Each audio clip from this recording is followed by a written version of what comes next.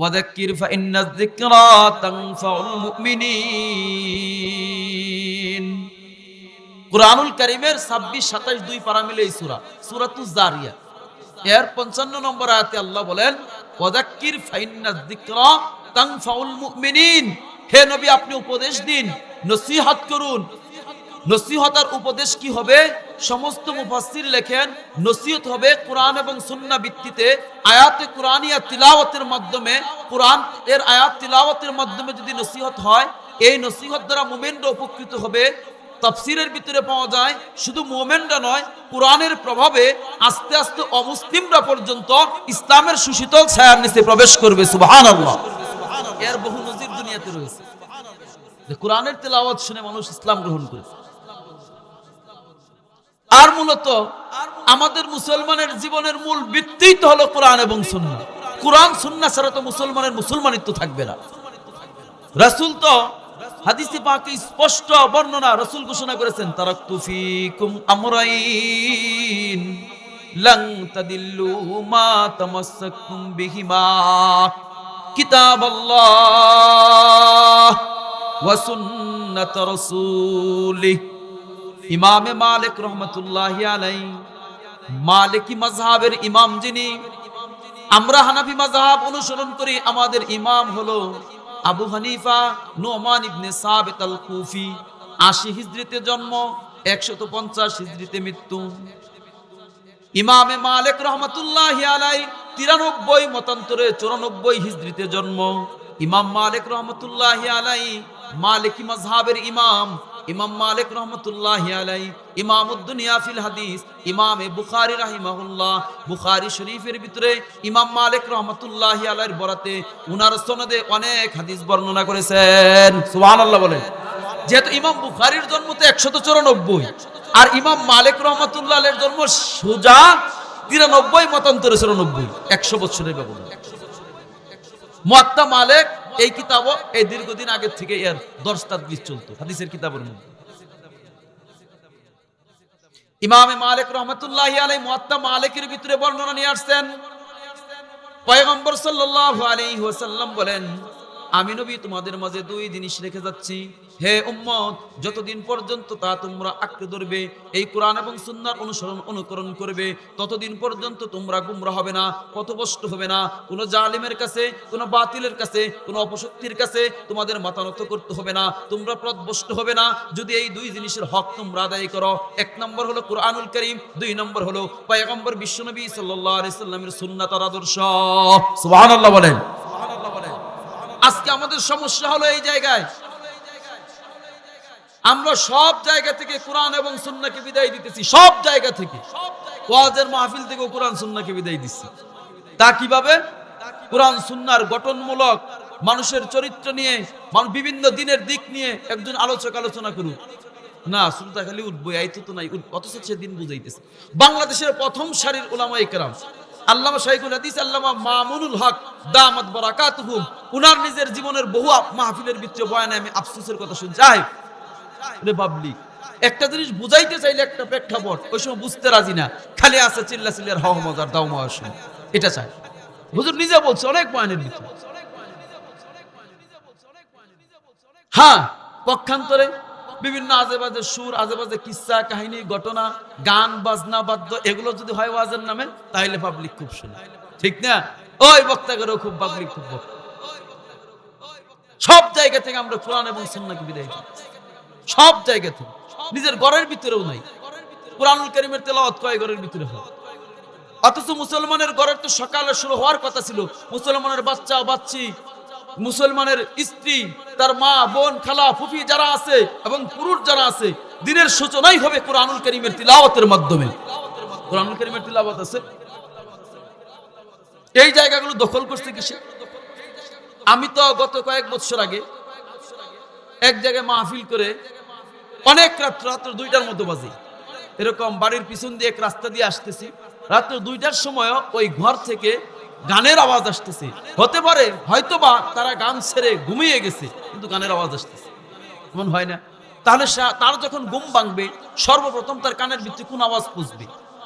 আর এ যদি নাও হয়, আমরা তো সকাল শুরু করি এরপর রাত্রে ঘুমাইতে ঘুমাইতে যা আমরা শুনে শুনে ঘুমাই, আল্লাহ না করুক এই রাত্রে মৌত হলে, স্পষ্ট হাদিসের ভিতরে আসছে তিলাওয়াত করতে করতে জিক্রুল্লাহর উপর দিকে ঘুমিয়ে যায়, তাহলে তো আল্লাহ পাক রব্বুল আলামিন ফেরেশতাদেরকে বলে, ও ফেরেশতারা, ঘুম তো বান্দার নিয়ন্ত্রণে নয়, এই ঘুম আমি দিয়েছি না, আমার বান্দা তো তিলাওয়াত করতেছিল, আমার বান্দা তো জিকির করতেছিল, আমার বান্দা তো তাসবিহ করতেছিল, কাজেই ও ফেরেশতারা তোরা কি করো, আমার এই বান্দার আমলনামায় তিলাওয়াত এবং জিক্রুল্লাহর সওয়াব লিখতে থাকো। সুবহানাল্লাহ।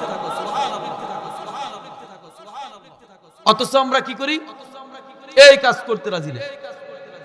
যেই জিনিস শুনি, ওয়ান জাবির ইবনে আব্দুল্লাহ রাদিয়াল্লাহু তাআলা আনহু আন্নাহু قال قال رسول الله صلى الله عليه وسلم ان الغنى ينبت النفاق في القلب كما ينبت الماء الزرع। ইমামে বাইহাকি রহমাতুল্লাহি আলাইহি শুআবুল ঈমানের ভিতরে হাদিস নিয়ে আসছেন, এবং কোন কোন আবু দাউদ শরীফের নুসখার ভিতরে ওই হাদিস আসছে। জাবির ইবনে আব্দুল্লাহ রাদিয়াল্লাহু তাআলা আনহু বলেন, পয়গম্বর বিশ্বনবী বলেন, ও দুনিয়ার মানুষ, মায়ার উম্মত, গান, বাদ্যযন্ত্র, বাজনা, এই সকল জিনিসগুলো তোমাদের দিলের ভিতরে নিফাককে এমন ভাবে উৎপন্ন করে, যেমন ভাবে পানি ফেলে জমিন থেকে বিভিন্ন গাছের বীজ যেগুলো পড়ে আছে তার থেকে চারা অঙ্কুরিত হয়ে জমিন শস্য শ্যামল হয়ে যায়। নাউজুবিল্লাহ। নিফাকের জম, নিফাক, নিফাক। হে যুবক, বুড়া বাবা, খেয়াল করে দেখো কত বড় মারাত্মক কথা। নিফাকি, মুনাফিকি। আবু দাউদ শরীফের ভিতরে হাদিস আসছে, হযরত নাফি রাহিমাহুল্লাহ, আব্দুল্লাহ ইবনে উমর রাদিয়াল্লাহু তাআলা আনহুমা জালিলুল কদর সাহাবী, তার শাগির্দ হলো নাফি। হযরত নাফি বলেন, একদিন আমি আব্দুল্লাহ ইবনে উমর রাদিয়াল্লাহু তাআলা আনহুমার সাথে রাস্তায় চলতেছি, ইজ সামিয়া মিজমারান, হঠাৎ কোথায় থেকে জানি বাঁশির আওয়াজ আসলো। বাঁশির আওয়াজ, এইদিকে খেয়াল করেন, বাঁশি চিনেন নাকি? বাঁশির আওয়াজ আসলো। ফাওয়াদা ইসমাঈনে ফি উযুনাইহি। হযরত নাফি বলেন, আব্দুল্লাহ ইবনে উমর রাদিয়াল্লাহু তাআলা আনহুমা দুই হাতের দুই আঙ্গুলি তার কানের ভিতরে ঢুকিয়ে দিল।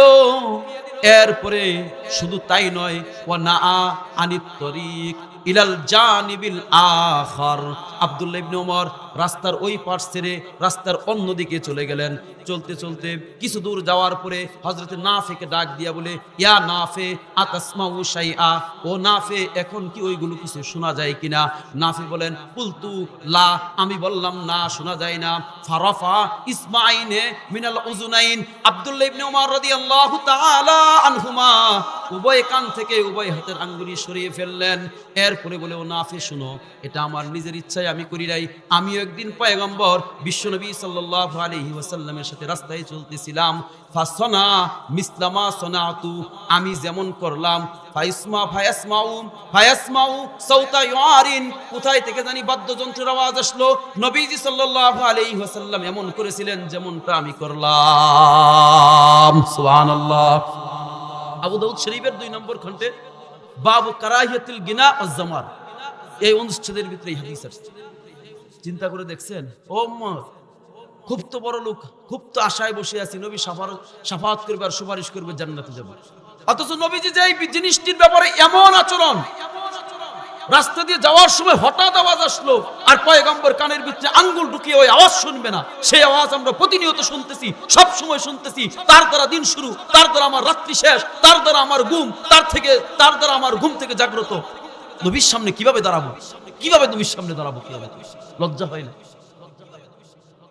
মুসনাদে দাইলামির ভিতরে হাদিস আসছে, বিশ্বনবী সাল্লাল্লাহু আলাইহি ওয়াসাল্লাম বলেন, ইন্নাল গিনা ওয়াল্লাহ ইমবিতানিন নিফাক ফিল কলব কামা ইমবিতুল মাউল উসবা।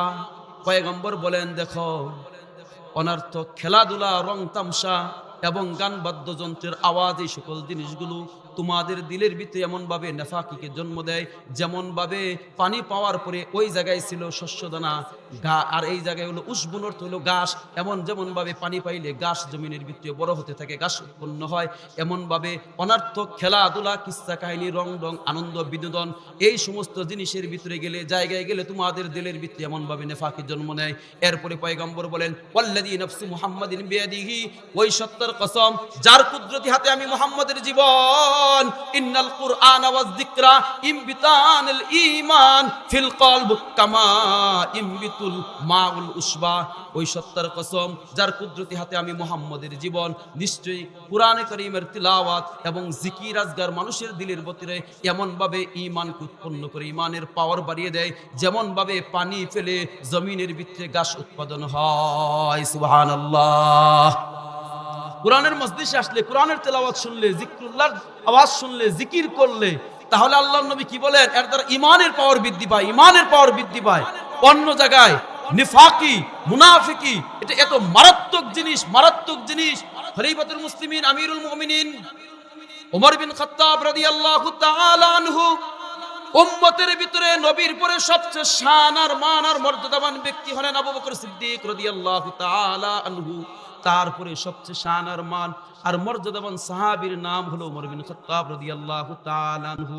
ওমর বিন খাত্তাব রাদিয়াল্লাহু তাআলা আনহু সাহাবী হুযায়ফা ইবনুল ইয়ামান রাদিয়াল্লাহু তাআলা আনহু, যেই হুযায়ফা ইবনুল ইয়ামান রাদিয়াল্লাহু তাআলা আনহুকে বলা হয় সাহিবুস সিররি রাসূলুল্লাহ সাল্লাল্লাহু আলাইহি ওয়াসাল্লাম। তার মানে কি? নবীজির যুগে কারা কারা মুনাফিক ছিল, ফিতনা ফাসাদের কথাগুলো আল্লাহর নবী তার কাছে আমানত রেখে গেছে। এটা হুযায়ফা ইবনুল ইয়ামান জানতেন। এই সময়ও কে কে মুনাফিক আছে আমাদের। নিফাকি কত মারাত্মক জিনিস। ওমর বিন খাত্তাব রাদিয়াল্লাহু তাআলা আনহু এত বড় মানের সাহাবী হওয়ার পরও হুযায়ফা ইবনুল ইয়ামানকে খালি জিজ্ঞাসা করেন, ভাই হুযায়ফা বলো তো আমার নাম তোমার সেই লিস্টে আছে কিনা? চিন্তা করছেন নিফাকি কত মারাত্মক জিনিস। ওমর রাদিয়াল্লাহু তাআলা সাহাবায়ে কেরাম কেমন ভয় পাইতেন, হুযায়ফা বলো আমার নাম আছে কিনা? হুযায়ফা ইবনুল ইয়ামান বলেন, না না না, রাসূলের আমানত বলতে পারবো না। একদিনের ওয়াকিয়া। আর ওমর রাদিয়াল্লাহু তাআলা তো সাধারণ মানুষ না। আল্লামা শাহ কাশ্মীরি রহমাতুল্লাহি আলাইহি বুখারী শরীফের ব্যাখ্যা গ্রন্থের ভিতরে লেখেন, এক উমরের খেয়াল অনুযায়ী আল্লাহ কুরআনুল কারীমের ভিতরে, কুরআনুল কারীমে 20টি আয়াত নাজিল করেছেন। কয়টি? 20টি। আল্লামা সুয়ুতি লেখেন 21টি। তাহলে এমন সাহাবী ওমর রাদিয়াল্লাহু তাআলা আনহু হুযায়ফা ইবনুল ইয়ামানকে জিজ্ঞাসা করেন।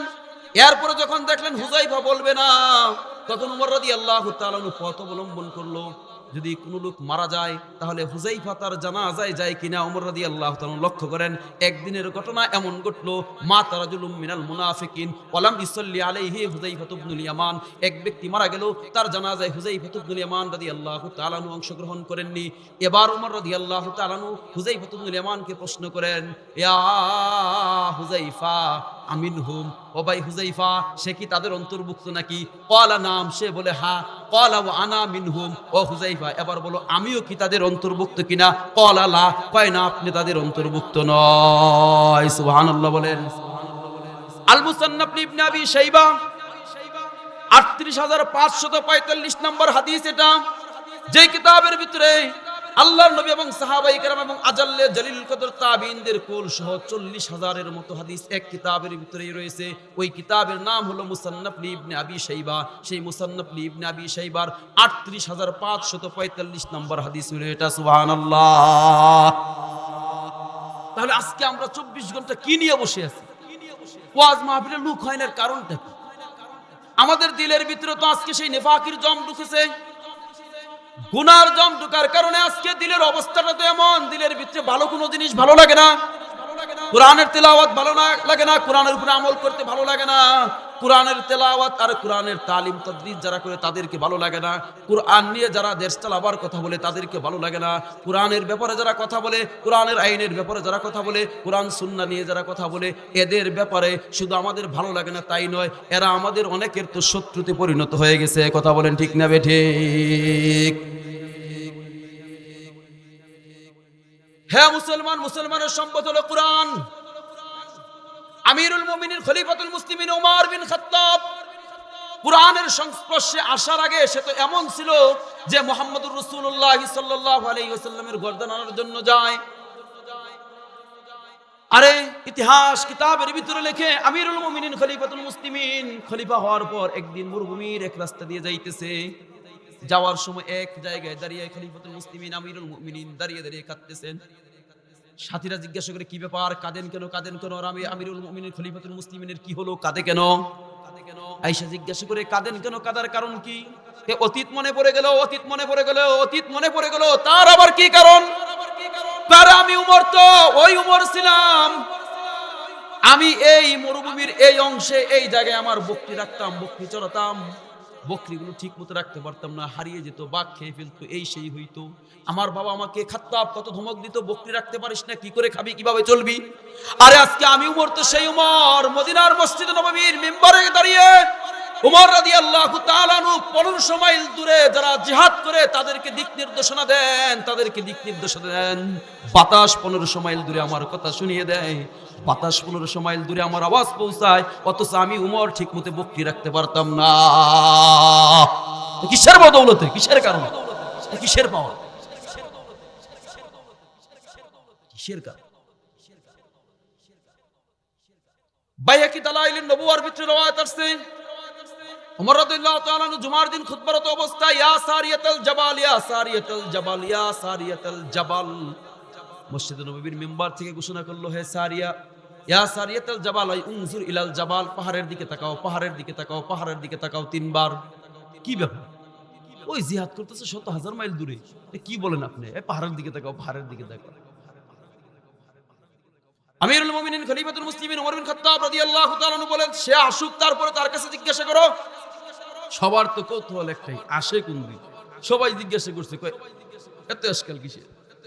তোমরা আমিরুল মুমিনিনের সামনে বৈশা যেমন শুনছো, আমিও শুনছি, কয় পাহাড় থেকে খালি শত্রু খালি টপকে টপকে নামতেছে। শুনলাম, আরে কি রে, আমিরুল মুমিনিন বলতেছে এই পাহাড়ের দিকে তাকাও, পাহাড়ের দিকে তাকাই দেখি খালি শত্রু টপকে টপকে পড়তেছে। পরে আমরা তাদেরকে দাওয়া করলাম। সুবহানাল্লাহ বলে, সুবহানাল্লাহ বলে। শুধু তাই নয় বন্ধুরা আমার,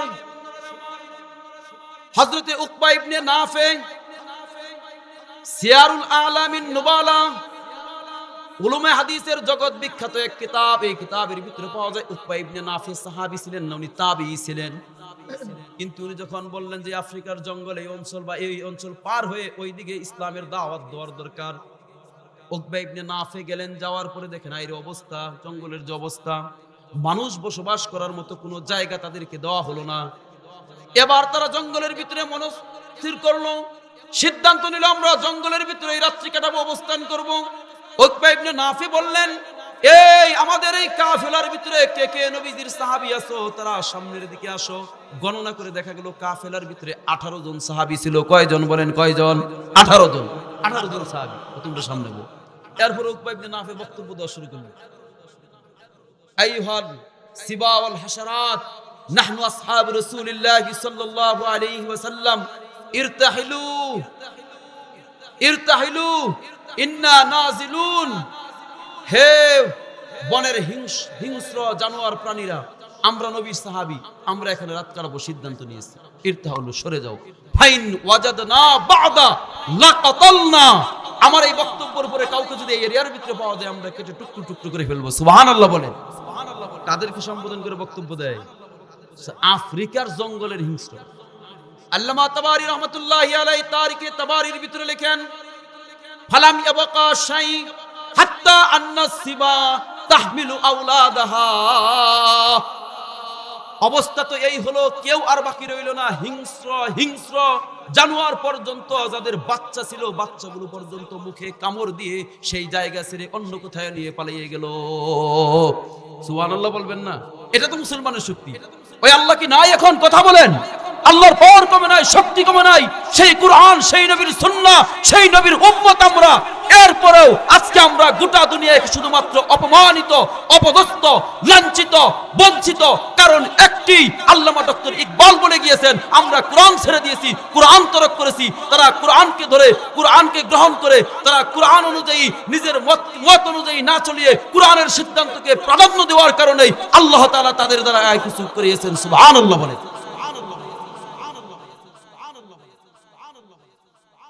এই হলো মুসলমানের সম্পদ, হলো কোরআনুল কারীম। এই কোরআনুল কারীম অনুযায়ী যতদিন মুসলমান চলবে ততদিন মুসলমান দুনিয়াতে মুসলমানের মতো থাকতে পারবে। যখন মুসলমান এই কোরআনকে তরক করবে, আল্লাহ বলেন, ওমান আরাদা আন যিকরি ফাইন্না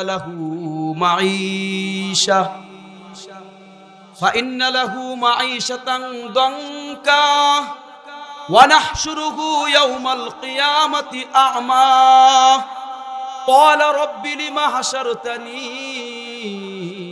أعمى وقد كنت بصيرا قال كذلك أتتك آياتنا فنسيتها وكذلك اليوم تنسى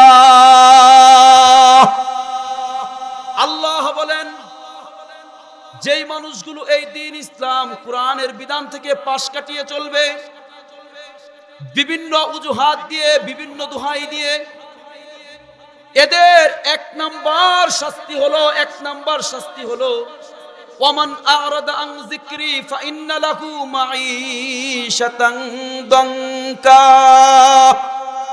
আল্লাহ বলেন, দুনিয়াতে তাদেরকে আমি আল্লাহ একটি টেনশন যুক্ত, পেরেশানি যুক্ত জীবন ব্যবস্থা দান করব। নাউজুবিল্লাহ বলেন।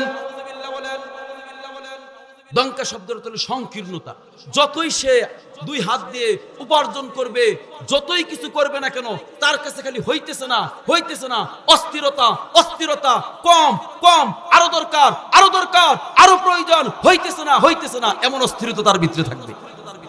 জিজ্ঞাসা করে যারা আল্লাহর হুকুমের দ্বারা, যত বড় সম্পদশালী হোক না কেন, বাহ্যিক দৃষ্টিতে মানুষটাকে যত বড় লোক মনে করুক না কেন, যত বড় মিল ফ্যাক্টরি মালিক হোক না কেন, যত বড় পদমর্যাদার চেয়ারের অধিপতি সে হোক না কেন, আপনি যদি তার কাছের মানুষ হন, তার কাছে গিয়ে যদি আপনি জিজ্ঞাসা করবেন, সে বলবে আমার থেকে বড় অশান্তিতে আর কেউ নাই রে ভাই, আমার থেকে বড় শান্তিতে আর কেউ নাই। মুখ খাইলেও গুমো ধরে। আর আমার চাচা মুরব্বী, চাচা ঠিক না কইলো তো আল্লাহর কোরআনের কথা, এটা তো হাজারবার ঠিক। ওমান আরাদা আন যিকরি ফাইন্না লাহু মাঈশাতান দানকা ওয়া নাহশুরুহু ইয়াওমাল কিয়ামাতি আমা। আল্লাহ কিয়ামতের দিন এই মানুষগুলোকে অন্ধ বানাইয়া কিয়ামতের ময়দানে তুলবেন। অন্ধ বানাইয়া কি বানাইয়া? অন্ধ। সে বলবে, আল্লাহ লিমা হাশারতানি আ'মা ওয়াকাদ কুনতু বাসীরা। আল্লাহ, কেন আপনি আমাদেরকে হাসরের ময়দানে অন্ধ বানাইয়া উঠাইলেন? কেন অন্ধ বানাইলেন? আমরা না দুনিয়াতে দৃষ্টি সম্পন্ন ছিলাম, দেখতাম। আল্লাহ পাক রব্বুল আলামিন বলবেন, কাযালিকা আতাতকা আয়াতুনা। এমনই ভাবে আমার আয়াত, আমার নিদর্শনাবলী, আমার দিন, আমার বিধিবিধান তোমাদের কাছে আমি আল্লাহ নাজিল করেছিলাম। এইগুলো তোমরা শুনে দেখে না দেখার ভান করেছো, বুঝেও না বুঝার ভান করেছো। এই অনুযায়ী তোমরা চলো নাই। কাজে আমি আল্লাহ তোমাদের উপরে জুলুম করি নাই, অবিচার করি নাই। তোমরা হক দেখে না দেখার ভান করেছো, তোমরা বুঝেও না বুঝার ভান করেছো। আজকে আমি আল্লাহ ঠিক তোমাদেরকে, তোমরা যেমন চোখ থাকার পরেও দুনিয়াতে আমার সঠিক জিনিস দেখো নাই, এটা বুঝো নাই, আজকে তোমাদের গন্ধ করছি আমার কি? ওয়াকাযালিকাল ইয়াওমা তুনসা। আজকে আমি তোমাদেরকে ভুলে গেলাম। তাই তো ইমাম বুখারী রাহিমাহুল্লাহ বুখারী শরীফের কিতাবুত তাফসীরের ভিতরে মালিক ইয়াউমিদ্দিনের তরজমা করেন, কামা তাদিনু তুদানু। যেমন কর্ম তেমন ফল। যেমন কর্ম তেমন ফল। কামা তাদিনু তুদানু, বুখারী শরীফের 2 নম্বর খণ্ডে কিতাবুত তাফসীর সূরা ফাতিহা। যেমন কর্ম তেমন ফল। তোমরা যেমন আল্লাহর বিধান তোমাদের মাঝে এসেছিল, খালি বিভিন্ন অজুহাত দিয়ে বিভিন্নভাবে পাশ কাটিয়ে কোরআনের বিধানের উপরে তোমরা আমল করো নাই, দেখেও না দেখার বান করেছো। চোখ ছিল কিন্তু এই চোখকে কাজে লাগাও নাই। আজকেও আমি আল্লাহ তোমাকে বলে গেলাম, অন্ধ করে তুললাম। এটা হলো তার 2 নম্বরের শাস্তি। মুসলমান বন্ধুরা আমার, এজন্য আল্লাহ পাক রব্বুল আলামিন তিলাওয়াতকৃত আয়াত হলো, আফাহাসিবতুম আন্নামা খালাকনাকুম আবাসা। কিরে বান্দা, তোমরা কি এটা ধারণা করো, এটা মনে করো আমি তোমাদেরকে, আবাসের অর্থ হলো নিষ্প্রয়োজন, অনার্থক খেলাধুলা, হোলি খেলা, আনন্দ ফুর্তি আর আমোদ প্রমোদ করার জন্য দুনিয়াতে সৃষ্টি করেছি, এটা ধারণা করো নাকি? এটা মনে করো নাকি? ওয়া আন্নাকুম ইলাইনা লা তুরজাউন। একদিন আমি আল্লাহর কাছে তোমাদেরকে ফিরে আসতে হবে না, ফিরতে হবে না, এটা মনে করো নাকি? আমাদের মনের কথাটাই আল্লাহ, আমাদের চালচলন যেটা বাস্তবতা এটাই আল্লাহ হাতে তুলে ধরেছে। আমরা তো এটাই মনে করি। একদিন ছোট ছিলাম, আস্তে আস্তে বড় হলাম, যৌবনে পদার্পণ করলাম। যেমন ভাবে বাবা মা আমাদেরকে লালন পালন করেছে, তা আমরা বড় হলাম, বিয়ে শাদী করলাম, আমাদের সন্তান হইতেছে, আমরাও কামাই করে তাদেরকে খাওয়াইতেছি, তারাও বড় হইতেছে, আমরা আস্তে আস্তে বুড়া হইতেছি, দুনিয়ার জীবন শেষ, আর মাঝখানে আর কিছু। অথচ আল্লাহ সাত আসমান সাত জমিনের মধ্যে অসংখ্য অগণিত মাখলুকাত সৃষ্টি করেছেন। কেন করেছেন? একমাত্র আমি আপনি মানব এবং দানবের সেবা করার জন্য এদের খাদেম হিসেবে আল্লাহ সৃষ্টি করেছেন। হুয়াল্লাযী খালাকা লাকুম মা ফিল আরদি জামিআ। আল্লাহ ওই সত্তা যিনি আমাদের জন্যই, আমাদের কল্যাণার্থে আর উপকারার্থে সমস্ত মাখলুকাতকে সৃষ্টি করেছেন। চন্দ্র সূর্য আসমান জমিন ফেরেশতা যা বলেন সব সৃষ্টি করেছেন আমার আর আপনার খিদমতের জন্য। তা যদি না হতো এত বিশাল বড় এক হাতি, অনেক সময় 10, 12, 14 বছরের বাচ্চা তার উপরে চড়ে ওই হাতিকে পরিচালনা করে যা দিয়ে করে, ওই লাঠির মাথায় কিন্তু লোহা, বাঁকা লোহা, এই লোহা দিয়ে যখন তার পায়ে আঘাত করে সে ব্যথা পায় না, বিষয়টি এমন না। সে যদি ইচ্ছে করে ওই বাচ্চাকে একটু নাড়া দিয়ে অথবা সুর দিয়ে একটু যদি আঘাত করে টান দিয়ে পায়ের নিচে ফেলে মুহূর্তের মধ্যে পিষে ফেলতে পারবে কি পারবে না? সেটা বাদ দেন, অনেক মুরব্বী আমার বাবাজিরা আছে যারা হাল চাষ করেছে, বিশাল বড় বড় বলদ, হাল চাষ করতে করতে মই দেওয়ার সময় যখন নিজে চড়ে ওটাকে আঘাত করেছে, সে যদি ইচ্ছা করতো সামনের দিকে না গিয়ে যদি পিছন দিকে যদি একটু মাথাটাকে ঘুরাইয়া যদি তাকে যদি আঘাত করতো, তাহলে তাকে দুনিয়া থেকে বিদায় দিতে পারতো কি পারতো না? কিন্তু কেন করে নাই? আল্লাহ পাক রব্বুল আলামিন ওই সকল মাখলুককে সৃষ্টি করেছেন মানুষের সেবা আর খেদমত করার জন্য। সমস্ত মাখলুক মানুষের সেবা এবং খেদমত যথাযথভাবেই করতেছে, কিন্তু আমি এবং আপনি আল্লাহ পাক আমাদেরকে যেই উদ্দেশ্যে সৃষ্টি করেছেন সেই উদ্দেশ্য বলে আমরা অন্য রাস্তায় চলতেছি। যতই চলি না কেন, পরবর্তী অংশ আল্লাহ বলেন ওয়া আন্নাকুম ইলাইনা লা তুরজাউন। বান্দা আমার কাছে কি ফিরে আসতে হবে না এমনটা মনে করতেছো? না না, আমরা প্রত্যেকেই ফিরতেছি। আমাদের হায়াত কিন্তু বাড়ে না, বয়স বাড়ে আর হায়াত কমে। 1 সেকেন্ড আর 1 মুহূর্ত যাইতেছে, ওই 1 সেকেন্ড আর ওই 1 মুহূর্ত কিন্তু আমরা আখিরাতের দিকে, পরকালের দিকে, কবরের দিকে যাইতেছি। কথা বলেন ঠিক না বেঠিক? আল্লাহ তো আমাদেরকে হায়াতের এক পুঁজি দিয়ে দুনিয়াতে প্রেরণ করেছেন। কতদিন কত সময় দুনিয়ার কেউ জানেন না। আল্লাহ এটা গোপন রেখেছেন, লুকিয়ে রেখেছেন, কারণ এটাই একটাই, সব সময় আমার বান্দা প্রস্তুতি নিয়ে থাকবে, আমি ডাক দিব আর আমার কাছে চলে আসবে। এজন্য আল্লাহ জানায় নাই যাতে করে বান্দার নেক আমলের পুঁজি বেশি হয়। প্রতি মুহূর্ত তো আমি কবরের দিকে যাচ্ছি, আখিরাতের দিকে যাচ্ছি। চলতে যখন আমার সময় শেষ হয়ে যাবে, 1 মুহূর্ত আগেও নয়, 1 মুহূর্ত পরেও নয়, আল্লাহ পাক রব্বুল আলামিন কালামে হাকিমের ভিতরে সূরাতুল আরাফের 34 নম্বর আয়াতের ভিতরে জানিয়ে দিয়েছেন, লিকুল্লি উম্মাতিন আজাল ফাইদা জাআ আজালুহুম লা ইস্তাখিরুনা সাআতাও ওয়া লা ইস্তাকদিমুন। আল্লাহ বলেন, বান্দা তোমার নির্দিষ্ট নির্ধারিত সময় দিয়ে প্রেরণ করেছি। যখন সময় আসবে 1 মুহূর্ত আগেও নয়, 1 মুহূর্ত পরেও নয়। ও বান্দা, দুনিয়াতে যেই উদ্দেশ্যে সৃষ্টি করেছিলাম, তুমি ইবাদত করো নাই, ফজরের সময় কম্বল মুড়িয়ে তুমি তোমাকে লুকিয়ে রেখেছো, তুমি আমার কাছে হাজির হও নাই।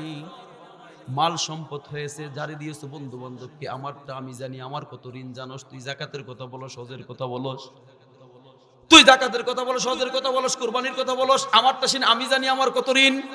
রমজান মাস দিবালুকে সকলের সামনে গ্যাস্ট্রিক এই রোগের সেই রোগের দোহাই দিয়ে তুমি মানুষের সামনেও খাবার চেষ্টা করেছো, আমার হুকুম থেকে তুমি পলায়ন করেছো। বান্দা, আজকে এমন সময় আসছে, তুমি যত চেষ্টা করো না কেন, তুমি যদি পালাবার জন্য যদি কোনো শীষে ডালা প্রাচীরের ভিতরে ঢুকে যাও, আমার আল্লাহ সূরাতুন নিসার 78 নম্বর আয়াতের ভিতরে জানিয়েছেন, আইনামা তাকুনু ইদরিকুমুল মাউত ওয়ালাউ কুনতুম ফি বুরুজিম মুশাইয়াদা। বান্দা শক্ত প্রাচীরের ভিতরে ঢুকে গেল, আমার আজরাইল ওই জায়গায় হাজির হয়ে যাবে সময় মতো, বাঁচতে পারবে না, রক্ষা পাবে না, পালাতে পারবে না।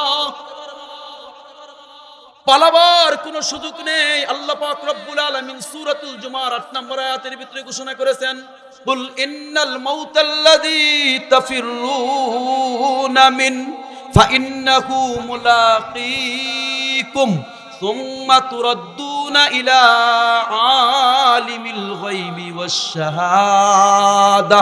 ওয়াশ-শাহাদাতি ফায়ুনাব্বিউকুম বিমা কুনতুম তা'মালুন। কোন পালাবার সুযোগ নেই, ভাগবার সুযোগ নেই, ভাগতে পারবে না, পলায়ন করতে পারবে না। যখন আমার সময় শেষ হবে আজরাইল এসে ধরবে। হাদিসে পাকের ভিতরে আসছে শুধু আজরাইল একা আসবে না, বান্দা যদি পরিপূর্ণ প্রস্তুতি সহকারে যদি দুনিয়া থেকে বিদায় নিতে পারে, রহমতের ফেরেশতাগুলো আগে আসবে, তার দৃষ্টি সীমার তার আয়ত্তের অধীনেই ওই রহমতের ফেরেশতাগুলো থাকবে। জান্নাতের রেশমি রুমাল আর সুগন্ধি মাখা রেশমি রুমাল নিয়ে ওইখানে বসে থাকবে। যখনই আজরাইল আলাইহিস সালাতু ওয়াস সালাম রূহটা কবজ করে ফেলবে, ফেরেশতারা প্রতিযোগিতা শুরু করবে।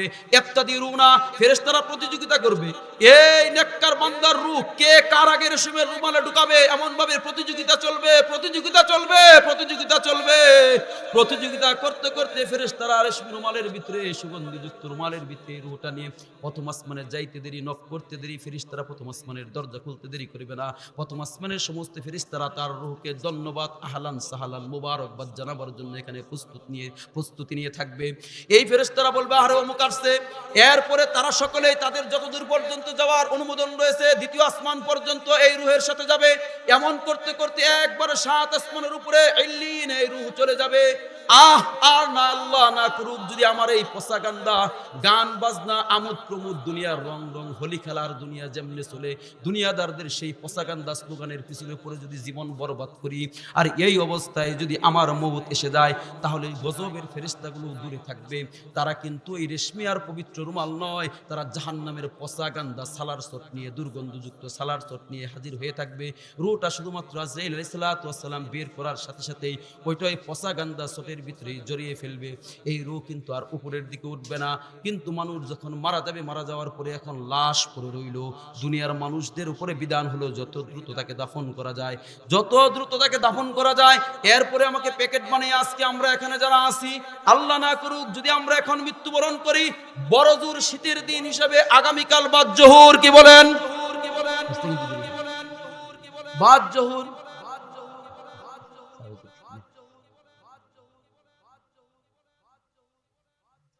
আগামীকাল বাদ জোহর,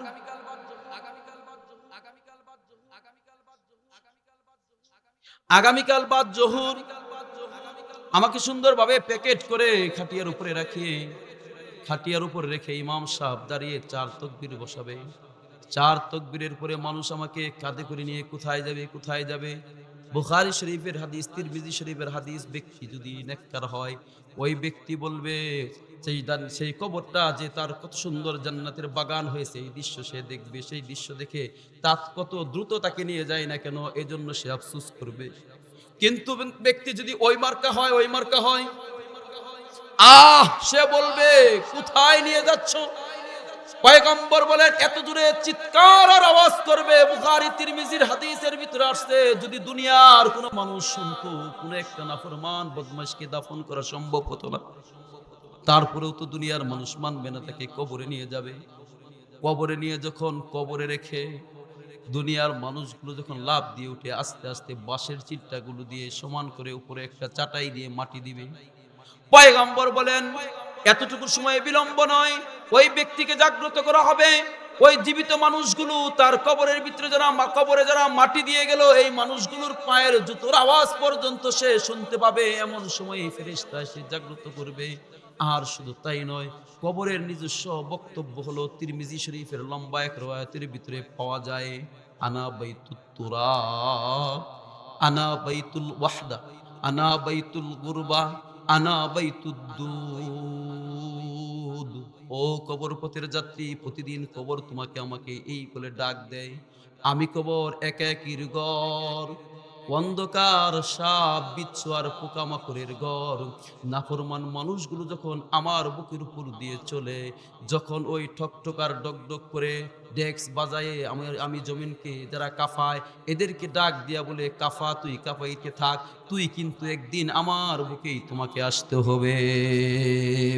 ওই দিন তুমি দেখবে আমি কবর কেমন। আরে পয়গম্বর বিশ্বনবী সাল্লাল্লাহু আলাইহি ওয়াসাল্লাম বলেন, ওই কবর বলে, আরে নাফরমান, তুই আমার বুকের উপর দিয়া চলতি, আমার মন চাইতো প্রতিশোধ নেই, প্রতিশোধ নেই। তিরমিজি শরীফের বর্ণনা, কিন্তু আল্লাহ পাকের নিজাম আমার সিস্টেম ছিল না, কারণে নিতে পারি নাই। আজকে আসছোস, দেখ আমি কেমন। এই কথা বলে এমন জোরে চতুর্দিক থেকে সংকীর্ণ হয়ে আসবে, পয়গম্বর বলেন এক পাজরের হাড্ডিগুলো আর এক পাজরের ভিতরে ঢুকে যাবে। নাউজুবিল্লাহ। পক্ষান্তরে নেককারকে পাইলেই কবর বলবে, আহ তুই আসছো, তুমি আমার উপর দিয়ে চলতে আমার কত ভালো লাগতো, তোমাকে আমি আদর্শ হক দেওয়ার মতো পরিবেশ আর পরিস্থিতি ছিল না, বিদায় পারি নাই। এই বলে কবর এত প্রশস্ত হবে, মাদ্দাল বাসার, মাদ্দাল বাসার। নবীজি বলেন দৃষ্টি সীমার শেষ পর্যন্ত কবর প্রশস্ত হয়ে যাবে। আর মিয়া কবর তো ওই গর্তের নাম, ওই জিনিসের নাম। পয়গম্বর বিশ্বনবীর একজন সাহাবীর নাম হলো সাদ ইবনে মুআজ রাদিয়াল্লাহু তাআলা আনহু। বুখারীর বর্ণনায় আসছে, পয়গম্বর একদিন সাহাবায়ে কেরামদেরকে ঘোষণা দিলেন, ইহতাজ্জা আরশুর রহমান লিমাউতি সাদ ইবনে মুআজিন। সাদ ইবনে মুআজের মৌতের কারণে মালিকের আরশ কাঁপছে। সুবহানাল্লাহ। মালিকের আরশ কাঁপছে সাদ ইবনে মুআজের মৃত্যুতে। একদিন নবীজিকে একটি উন্নত রেশমি রুমাল হাদিয়ে দেওয়া হলো। সব সাহাবায়ে কেরাম যারাই যায় তারাই হাতে দিয়ে আর বলে, মা আলিয়ান, মা আলিয়ান, কত কোমল, কত নরম, কত দামি, কত মূল্যবান। পয়গম্বর বলেন, লামিন দিলুল সাদ ইবনে মুআজিন খায়রুম মিন হাওয়া আলিয়ান। আরে তোমরা এটাকে আশ্চর্য আর কোমল নরম বলতেছো, আমার সাদকে হাত পা নাক মুছার জন্য জান্নাতে যেই রুমাল আল্লাহ দান করবেন, তা তো এর থেকে অনেক কোমল হবে, নরম হবে, অনেক মূল্যবান হবে। নাসাই শরীফের বর্ণনা, আব্দুল্লাহ ইবনে উমর রাদিয়াল্লাহু তাআলা আনহুমা বলেন, সাদ রাদিয়াল্লাহু তাআলা আনহু ইন্তেকালে ওয়া শাহিদা লাহু ৭০ আলফা মালাক, যার জানাজায় ৭০,০০০ ফেরেশতা হাজির হয়েছিল। নবীজি যাকে কবরের ভিতরে নামিয়েছিলেন, নবীজি যাকে কবরে নামিয়েছিলেন, ৭০,০০০ ফেরেশতার উপস্থিতি ছিল। পয়গম্বর মুসনাদে আহমদ ইবনে হাম্বলের রওয়ায়াত, নবী আমার পায়ের আঙ্গুলির মাথায় ভর করে হাঁটতেছেন। সাহাবায়ে কেরাম বলেন, কেন এভাবে হাঁটেন? নবীজি বলেন, আমাকে তো আল্লাহ অনেক সময় এমন কিছু দেখান যা তোমরা দেখো না। এত ফেরেশতা নাজিল হয়েছে, ফেরেশতাদের রহমতের নূরের পাখা আমি আল্লাহ আমাকে দেখাই, আমি দেখতেছি। আমার লজ্জা লাগে, আমি রহমতের নূরের পাখার ভিতরে কিভাবে পা দিব, এজন্য ফাঁকায় ফাঁকায় পা দিয়ে আমি হাঁটতেছি। এই হলো সাদ ইবনে মুআজ রাদিয়াল্লাহু তাআলা আনহু। একটু পরে কি ঘটনা ঘটে, সাদ ইবনে মুআজ রাদিয়াল্লাহু তাআলা আনহুকে কবরে রাখার পর পয়গম্বর তো কবর ছাড়েন না। সাহাবায়ে কেরাম বলেন, কি ব্যাপার ইয়া রাসূলুল্লাহ, ইয়া হাবিবাল্লাহ? নবী বলেন, আমি পয়গম্বর সাক্ষী দিতেছি, ইন্না হাযা আবদুস সালেহ, এটা আল্লাহর একজন নেককার বান্দা আমার সাদ। কিন্তু না জানি কোন কারণে, কিসের জন্য কবর তার আসল আচরণ শুরু করেছে। কবর তো তাদায়াক সংকীর্ণ হয়ে যাইতেছে, কবর চাপ দিতেছে। কিছুদূর পর পয়গম্বর দোয়া ইস্তেগফার পড়ার পরে বলে, আলহামদুলিল্লাহ, আবার কবর প্রশস্ত হয়েছে। এর নাম হলো কবর বন্ধু, এর নাম হলো কবর। তাই তো সাহাবী উসমান ইবনে আফফান রাদিয়াল্লাহু তাআলা আনহু এত শান আর মান ওয়ালা সাহাবী।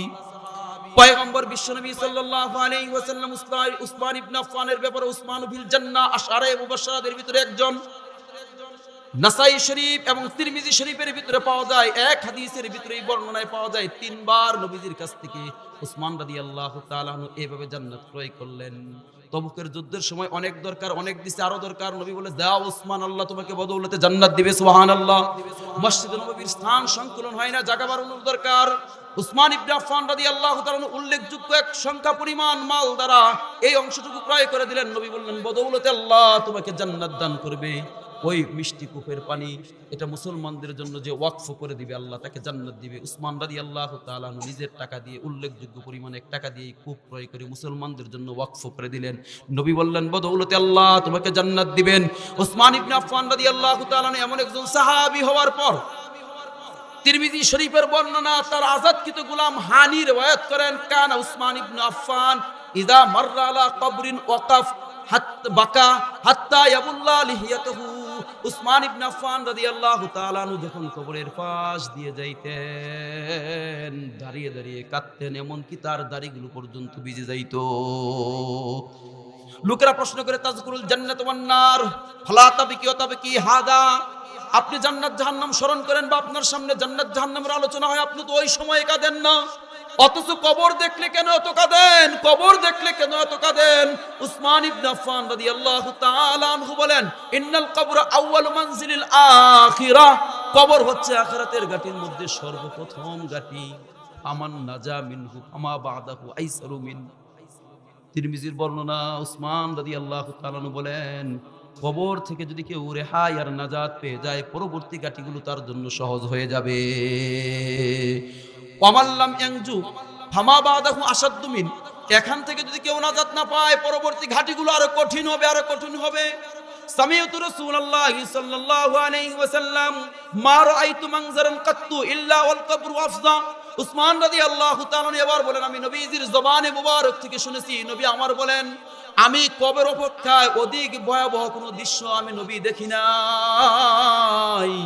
তাই তো আম্মা জান আয়েশা রাদিয়াল্লাহু তাআলা বলেন, এমন কোন নামাজ নাই যে নামাজের পরে নবী কবরের আযাব থেকে আশ্রয় চাইতেন না। পরে যুবক বুড়া বাবা প্রত্যেকে কবর পথের যাত্রী, এখন মারা গেলে আগামীকালই কিন্তু আমরা ওই কবরে দুনিয়াতে আসার সিরিয়াল আছে। বাবার 7 সন্তান, আসার সময় বড় সন্তান আগে আসছে, যাওয়ার সময় 7 নাম্বার সন্তান আগে যাইতে পারে কিনা? আর এটাই তো দুনিয়ার নিয়ম। একই সময় একই এলাকার বাজারে কিছু সংখ্যক মানুষ খুব ধামধুম করে আমোদ প্রমোদ করে একজন যুবককে কেন্দ্র করে কারো ছেলে, কারো ভাতিজা, কারো ভাগিনা, কারো চাচাতো ভাই, কারো মামাতো ভাই, কারো ফুফাতো ভাই, কারো খালাতো ভাই বিবাহের কাপড় কেনার জন্য হাজির হয়। আবার এমনও ঘটনা ঘটে, ওই একই এলাকার একই বাজারের ওই একই দোকানে এমন একজন অবিবাহিত যুবক, তাকে কেন্দ্র করে কিছু মানুষ কাফনের কাপড় কেনার জন্য হাজির হয়। এটাই দুনিয়া। কি সামানা আছে, কি পুঁজি আছে, কি পুঁজি আছে। হযরতে ওমর রাদিয়াল্লাহু তাআলা আনহু এবং হযরতে আলী রাদিয়াল্লাহু তাআলা আনহু দুইজনের কথা দিয়ে ইতি টানবো। হযরতে আমিরুল মুমিনিন খলিফাতুল মুসলিমিন ওমর বিন খাত্তাব রাদিয়াল্লাহু তাআলা আনহু এটাই দুনিয়ার মানুষকে বলেন, হাসিবু আনফুসাকুম ক্বাবলা আন তুহাসাবু ওয়াজিনুহা ক্বাবলা আন তুজানু। ও দুনিয়ার মানুষ, মালিকের দরবারে দাঁড়িয়ে তোমাকে হিসাব দিতে হবে, কিন্তু যখন মালিকের দরবারে দাঁড়িয়ে হিসাব দিব, ওই সময় যদি আমি আর নেকের পাল্লা হালকা হয়, নেক কম হয়, আর বাড়ানোর সুযোগ নাই। কথা বলেন ঠিক না বেঠিক? হিসাব তো দিতে হবে, কিন্তু আল্লাহর সামনে যখন দিব, ওই সময় কি আরো বাড়াবার সুযোগ থাকবে? দুনিয়াতে এখন জীবিত আছে, এখন যদি আমি আমার নিজের আমলগুলো হিসাব করে যদি দেখি না গুনাহ করে ফেলছি, তওবা করলে, এই তওবা করলে আল্লাহ তাআলা তো আমার গুনাহ মাফ করে দিবে, এমন আমি হব তাইবু মিনাজ যামবি কামাল্লা যামবালা, আমার জন্য কোনো গুনাহই থাকবে না। সুবহানাল্লাহ। এজন্য ওমর রাদিয়াল্লাহু তাআলা বলেন, তুমি তোমার আমলগুলো হিসাব করো, তুমি তোমার আমলগুলো হিসাব করো, হিসাব করে দেখো আল্লাহর দরবারে হিসাব দেওয়ার পূর্বে আর নিজের আমলগুলো তুমি ওজন করো, পরিমাপ করো মিজানের পাল্লায় ওজন করার আগে। হযরতে আলী রাদিয়াল্লাহু তাআলা আনহু এই কথাটাই বলেন, যেটা বুখারীর বর্ণনায় আসছে, ইন্নাদ দুনিয়া মুদবিরাতান ওয়া ইন্নাল আখিরাতা মুকবিলাতান লিকুল্লি ওয়াহিদাতিন মিনহুমা বানুনুন ফাকুনু মিন আবনাইল আখিরা ওয়া লা তাকুনু মিন আবনাইদ দুনিয়া ফাইন্নাল ইয়াওমা আমালুন ওয়ালা হিসাব ওয়া গাদান হিসাবুন ওয়ালা আমাল। বুখারীর বর্ণনায় আসছে, আলী রাদিয়াল্লাহু তাআলা বলেন, ও দুনিয়ার মানুষ, দুনিয়া সব সময় তোমাদের থেকে পৃষ্ঠ প্রদর্শন করছে, তোমাদেরকে পিঠ দেখাইতেছে, দুনিয়া পিঠ দেখাইতেছে। আখিরাত তোমাদের সামনের দিকে আসতেছে। দুনিয়ারও সন্তান আছে, আখিরাতেরও সন্তান আছে। তোমরা আখিরাতের সন্তান হও, দুনিয়ার সন্তান হইও না, কারণ আজকের এই দুনিয়া শুধুমাত্র আমল আর আমল আর আমল করার সুযোগ। দুনিয়াতে কেউ তোমার কাছে হিসাব চাবে না। ওয়াগাদান, আগামীকাল মরার পরেই হিসাবুন ওয়ালা আমল, শুধু হিসাব আর হিসাব, কোনো আমল করার সুযোগ থাকবে না। তাই তো আজকে আমি একবার সুবহানাল্লাহ বলবো, আসমান জমিন ভরপুর সওয়াব হবে। কুরআনুল কারীমের একটা অক্ষর তিলাওয়াত করব, আমার আমলনামায় কমপক্ষে 10টা নেকি হয়ে যাবে। আমি ইস্তিগফার করব, আমি লা হাওলা ওয়ালা কুওয়াতা ইল্লা বিল্লাহ একবার পড়ব, এটার দ্বারা আমাকে জান্নাতের তাহতাল আরশের নিচ থেকে এই লা হাওলা ওয়ালা কুওয়াতা আসছে, এই কালেমার কারণে আমাকে সওয়াব দেওয়া হবে। সুবহানাল্লাহ, আলহামদুলিল্লাহ, আল্লাহু আকবার, লা ইলাহা ইল্লাল্লাহ। প্রতিটা কালেমার বদৌলতে উহুদ পাহাড়ের থেকে আরো বেশি সওয়াব আমাকে দান করা হবে।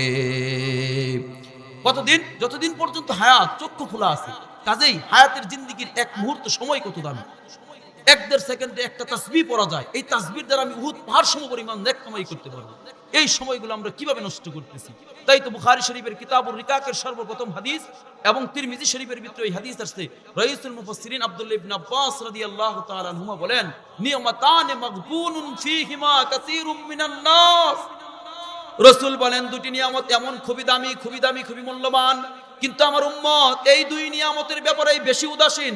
আসিহাতু ওয়াল ফারাগ, একটি হলো সুস্থতা আর একটা হলো অবসর সময়। অবসর সময়, অবসর সময়, সুস্থতার সময়গুলো আমরা কদর করি না, মূল্যায়ন করি না। অসুস্থ হয়ে যখন হাসপাতালে কাতরায় এসে বলে আর নামাজ ছাড়বো না, তবলিগে যাব, এই করব, সেই করব, ভালো হব, নেককার হব, আর তাসবিহ হাত থেকে নামাবো না। কিন্তু সুস্থতার দিনগুলোতে আমরা এইগুলো ভুলে যাই। অবসর সময়টা আমরা কাজে লাগাতে পারি না। স্কুল কলেজে নভেম্বর মাস আসলেই তো বন্ধ হয়ে যায়, বার্ষিক ছুটি হয়ে যায়। আমরা কি দেখি, বিভিন্ন মুড়ে মুড়ে বিভিন্ন জায়গায় জায়গায় সুন্দর করে লাইটিং করে সারা রাত এখানে খেলাধুলার ব্যবস্থা করা হয়। অথচ প্রত্যেকটাই মুসলমানের সন্তান, এই চিন্তা ওদেরও নাই, এই চিন্তা অভিভাবকেরও নাই যে এই 1-1.5 মাসে আমি আমার সন্তানকে একটা শিক্ষক রাখিয়া কুরআনুল কারীমের তালিম দেই, ঈমান শিক্ষা দেই, রসুল শিক্ষা দেই, আল্লাহ শিক্ষা দেই, আখিরাত শিক্ষা দেই। চিন্তা করে দেখছেন কত সুবর্ণ সুযোগ, অবসর সময়। এই উদ্যোগ কোথায় আছে? কোথায় তো পাওয়া যায় না। অথচ এই যুবকগুলো মুসলমানের সন্তান, কুরআন জানে না, সুন্নাহ জানে না, ঈমান জানে না, আকীদা জানে না, রাসূল জানে না, পুলসিরাত জানে না, কিচ্ছু জানে না। সারা বছর তো সময় পেলাম না। গার্জিয়ানি বলে, হুজুর পড়বে কোন সময়? স্কুলে এতটা সময় ক্লাস, আসার সময় একটা প্রাইভেট পড়ে আসে, মাগরিবের পরে আরেক টিচার আসে বাসায় প্রাইভেট পড়াইতে। হায় রে সময়, রে সময় কার দেওয়া। শুধু দিন শেখার জন্য কোরআন পড়ার মতো সময় পায় না, কোরআন পড়ার মতো সময় পায় না। বুড়া মুরব্বীদেরকে যদি বলা হয় এখানে একটু দিনী আলোচনা আছে, তবলিগের লোকেরা যদি একটু বয়ান হবে, একটু জিকির আজগার, একটু তাসবিহ তাহলিল, এই দিনই কোনো আলোচনার কথা যদি বলাই হয়, সময় নাই, সময় নাই। ইমাম সাহেব যখন বের হয়ে বাজারে দেখে তখন বলে, হুজুর ভালো লাগতেছে না তো, সময় একটু কাটতেছে না, এজন্য একটু আসলাম, এজন্য একটু এখানে বসলাম। কথা বলেন ঠিক না বেঠিক? আহারে সময়ের মালিক তুমি হয়ে গেলা। দিনের জন্য যদি তোমাকে ডাকা হয়, সময় নেই, সময় নেই, সময় নেই।